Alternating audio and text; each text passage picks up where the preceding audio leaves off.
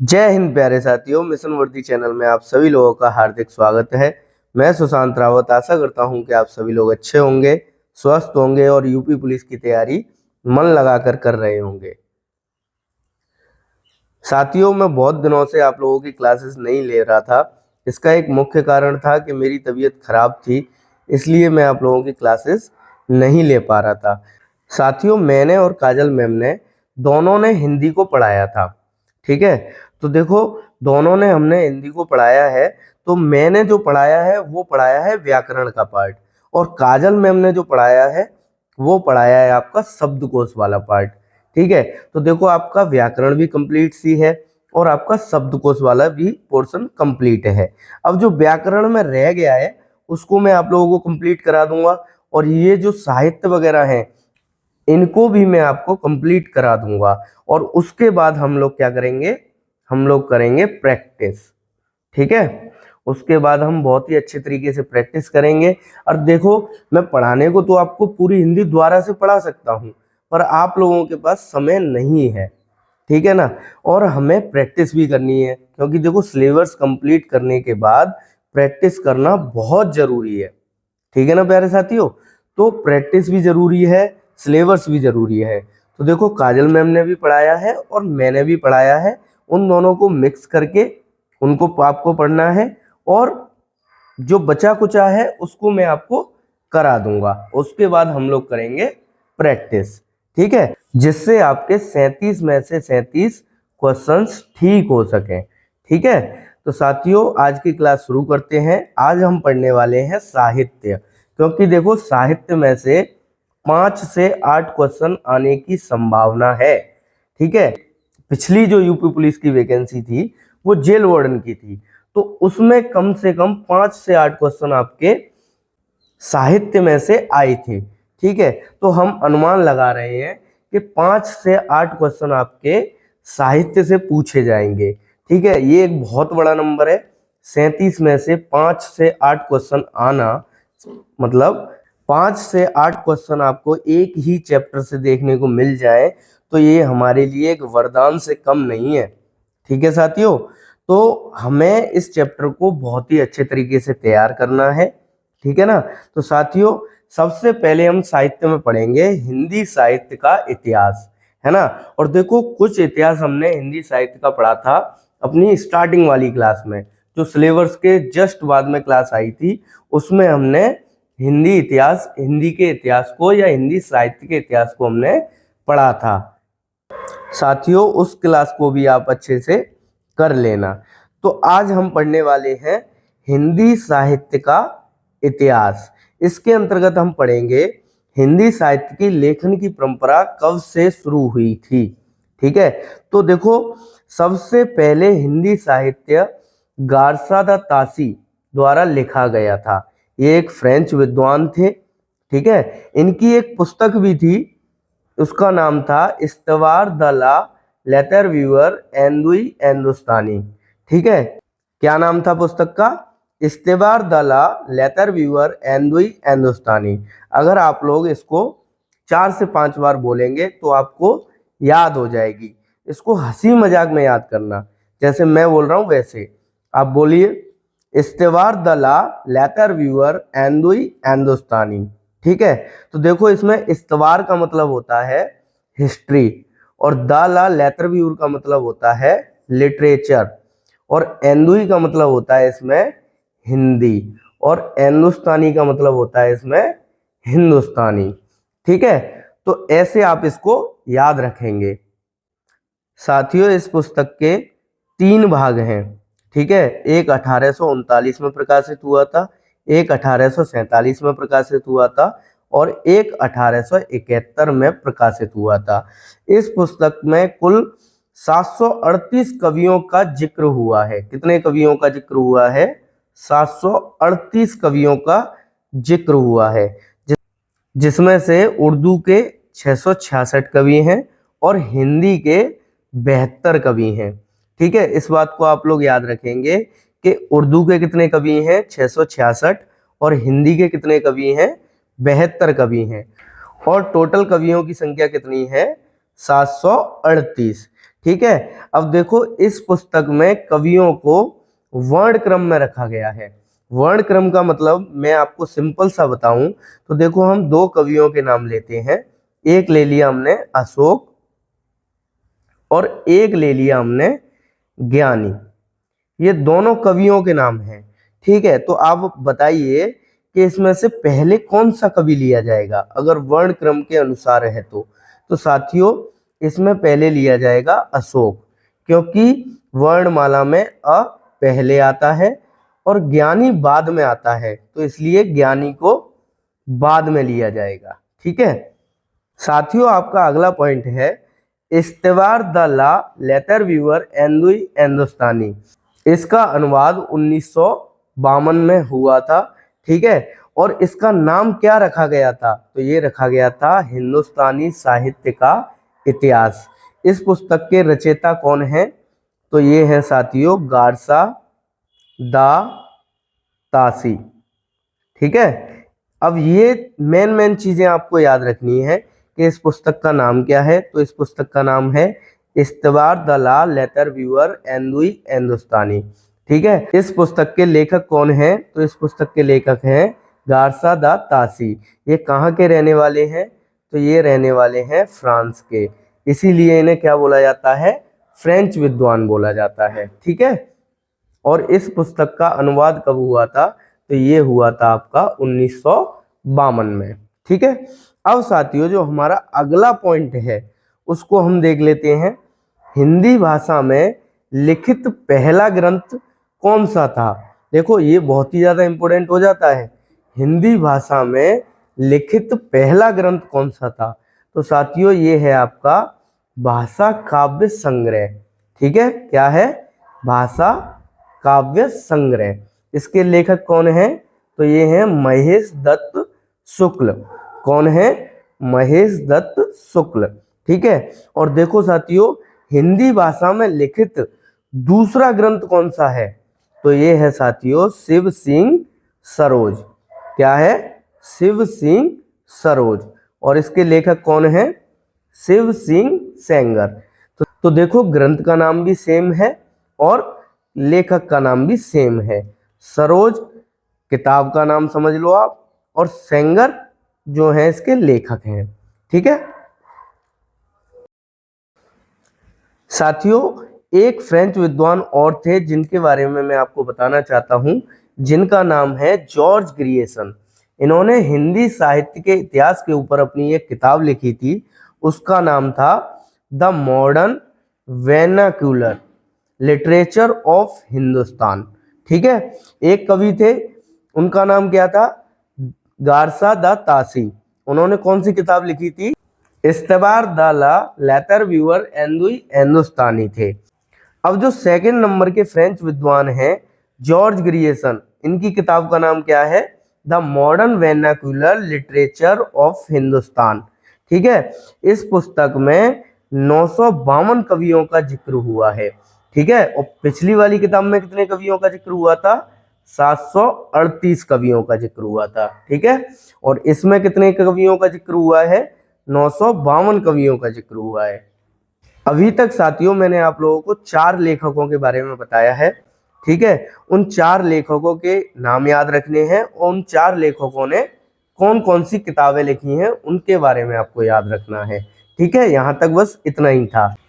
अब साथियों हम देख लेते हैं कि हजारी प्रसाद द्विवेदी जी ने 3 ग्रंथ लिखे थे। ठीक है, उनके बारे में हम जान लेते हैं। पहला ग्रंथ लिखा था हिंदी साहित्य की भूमिका के बारे में, दूसरा लिखा था हिंदी साहित्य उद्भव और विकास, और जो तीसरा है वो है हिंदी साहित्य का आदिकाल। अब साथियों हम देख लेते हैं सिद्ध साहित्य के बारे में हम पढ़ेंगे। सिद्ध साहित्य किससे रिलेटेड है, तो साथियों ये रिलेटेड है आपका बौद्ध धर्म से। ठीक है, किससे संबंधित है, बौद्ध धर्म से संबंधित है, या कह सकते हैं आप सिद्ध साहित्य में 84 सिद्ध कवि हुए, जिसमें से एक थे सरहपा। ठीक है, इन्हीं को साथियों हिंदी साहित्य में हिंदी का प्रथम कवि माना गया है।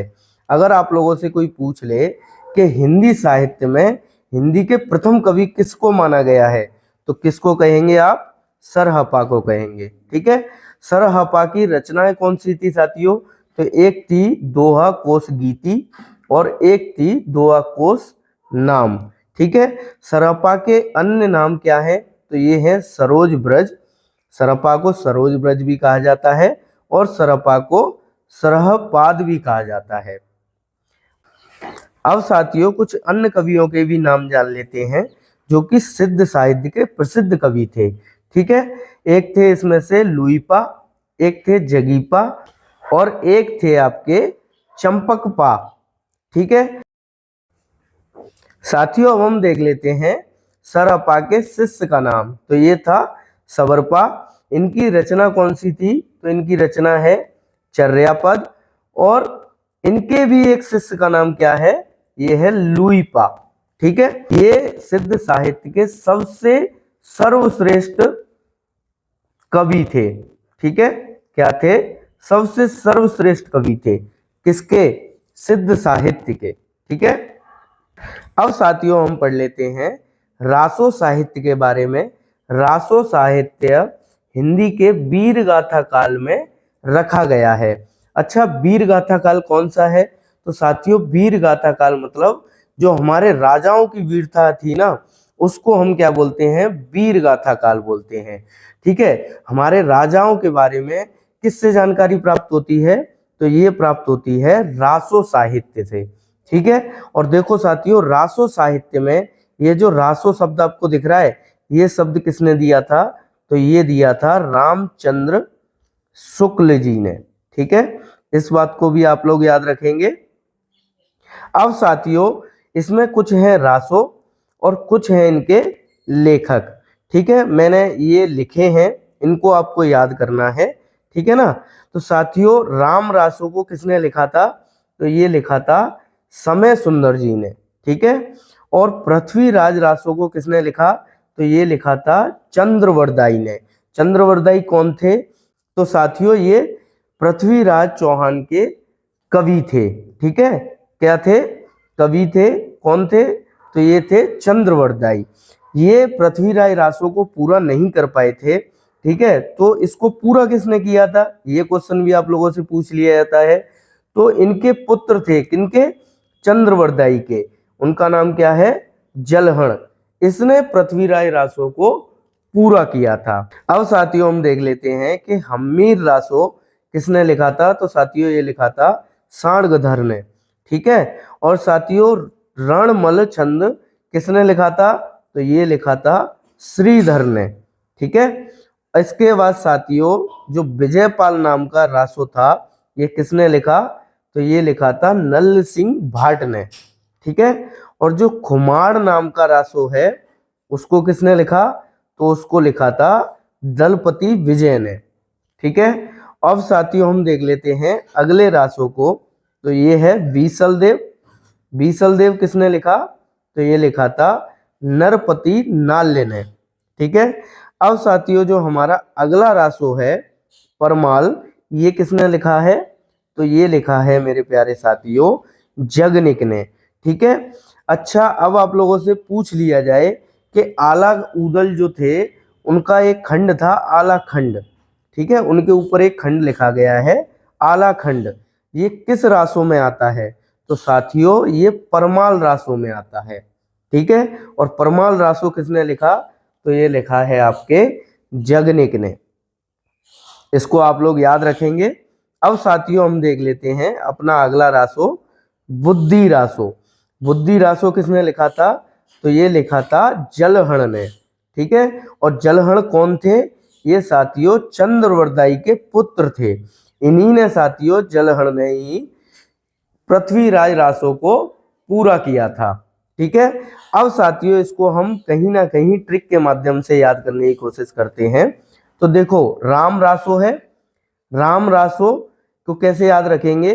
राम थे अपने समय में सबसे सुंदर। ठीक है, इसको आप लोग ऐसे याद रख लेना। राम क्या थे? अपने समय में सबसे सुंदर थे। ठीक है, और देखो पृथ्वीराज रासो को हम कैसे याद रखेंगे? इसको हम याद रखेंगे पृथ्वी और चंद्र से। पृथ्वी का उपग्रह कौन सा है? तो साथियों है चंद्र। ठीक है, तो पृथ्वी राय रासो के कवि कौन हो गए? चंद्रवरदाई। ठीक है, अब साथियों हम्मीर रासो को कैसे याद रखेंगे? तो देखो, सांड जो होता है ना, वो कैसे करता है? हम की आवाज निकालता है ना, हम ऐसे करके करता है। तो सांड धर्म से हमने ले लिया सांड, और सांड क्या करता है? हम की आवाज निकालता है, तो उससे क्या हो जाएगा? हम्मीर रासो। ठीक है, उससे आप ऐसे याद रख लेना। अब साथियों रणमल छंद, इसको हम कैसे याद रखेंगे? तो साथियों रणमल छंद में से हम ले लेते हैं छंद। ठीक है, और इसके लेखक कौन है? श्रीधर। तो इधर हम ले लेते हैं श्री, तो श्री छंद, इसको आप लोग कैसे याद रखेंगे? इसको आप लोग कैसे याद रखेंगे? श्री छंद ऐसे याद रखेंगे। ठीक है, अब साथियों हम देख लेते हैं। देखो विजयपाल जो रासो है, इसको किसने लिखा था? नल्ल सिंह भाट ने। तो देखो नल्ल सिंह भाट में से हमने ले लिया सिंह। ठीक है, सिंह हमेशा क्या करता है? हमेशा विजय प्राप्त करता है। क्या प्राप्त करता है? सिंह हमेशा विजय प्राप्त करता है।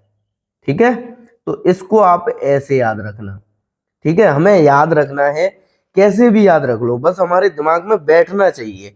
ठीक है, अब साथियों जो हमारे अगला रासो है खुमाण, इसको हम कैसे याद रखेंगे?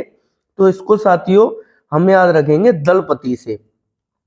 जो पति होता है ना, दलपति मतलब जो जिसकी शादी हुई होती है ना, तो उस पति को अपने ऊपर बड़ा खुमाण होता है ना, कि उसकी शादी हो गई है, वो पति है ना, उसको खुमान हुआ होता है अपने ऊपर। तो इसको आप लोग ऐसे याद रख लेना। और देखो बीसल देव, ये बहुत ही ज्यादा सिंपल है। बीसल देव के कवि कौन है? नरपति नाल्य। तो इसको हम कैसे याद रखेंगे? 20 नर। ठीक है, इसको हम सिंपल सा ऐसे याद रखेंगे 20 नर। बीसल देव किसने लिखा था? नरपति नाल्य ने। ठीक है, अब साथियों जो हमारा अगला रासो है वो कौन सा है? परमाल। परमाल किसने लिखा था? जगनिक ने लिखा था। इसको आप बार बार बोलेंगे तो ये आपको वैसे ही याद हो जाएगा। ठीक है, परमाल किसने लिखा? जगनिक ने। ठीक है, इसको आप बार बार रिपीट करो बोल बोल के, तो आपको याद हो जाएगा। इसमें आपको ज्यादा दिमाग नहीं लगाना है। ठीक है, और परमाल का ये खंड कौन सा है? ये है आला खंड। ठीक है, जो आला उदल के ऊपर है। ठीक है, अब साथियों बुद्धि रासो, बुद्धि रासो किसने लिखा था?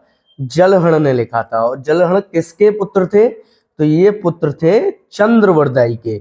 इन्होंने ही साथियों पृथ्वी राय रासो को कंप्लीट किया था। ठीक है, अब साथियों हम देख लेते हैं हिंदी के पहले महाकवि कौन है। तो साथियों हिंदी के पहले महाकवि चंद्रवरदाई को माना गया है। ठीक है, चंद्रवरदाई ने कौन सा रासो लिखा है? तो ये लिखा है साथियों पृथ्वी राज रासो। ठीक है, इसको आप याद रखेंगे। पर साथियों चंद्रवरदाई ने इसको आधा लिखा था, इसको पूरा किसने किया? जलहण ने, जो कि इनके पुत्र थे। तो बस आपको क्या याद रखना है कि चंद्रवरदाई हिंदी के पहले महाकवि थे। ठीक है, अब साथियों हम देख लेते हैं कि हिंदी का पहला महाकाव्य कौन सा है। तो साथियों ये है पृथ्वीराज रासो, जो कि चंद्रवरदाई जी ने ही लिखा है। तो हिंदी के पहले महाकवि चंद्रवरदाई, और हिंदी का पहला महाकाव्य पृथ्वीराज रासो। ठीक है, और पृथ्वीराज रासो का ये खंड है कैमासवध। ठीक है, ये एग्जाम में पूछा गया है, इसको आप याद रखेंगे कि कैमासवध किसका खंड है? तो ये है पृथ्वीराज रासो का खंड। ठीक है साथियों, आज की क्लास में बस इतना ही था। इससे ज्यादा अगर मैं आप लोगों को पढ़ाता तो आपके ऊपर से चला जाएगा। आप इसको अच्छे से अपने नोट्स में तैयार करें और उसको अच्छे से रिवीजन करें और उसकी अच्छे से प्रैक्टिस करें। ठीक है, मिलते हैं साथियों एक नई क्लास में एक नए कंटेंट के साथ। जय हिंद।